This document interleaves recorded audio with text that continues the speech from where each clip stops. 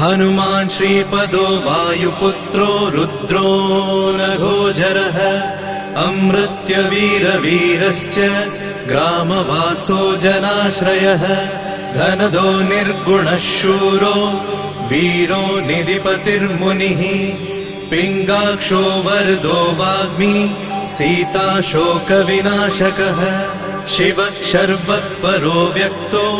व्यक्तो धराधरः पिङ्गकेशः पिङ्गरोमा श्रुतिगम्यः सनातनः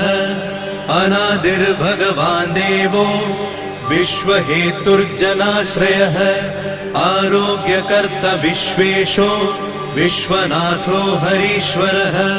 भर्गो रामो रामभक्तः कल्याणप्रकृतिस्थिरः विश्वम्भरो विश्वमूर्तिर्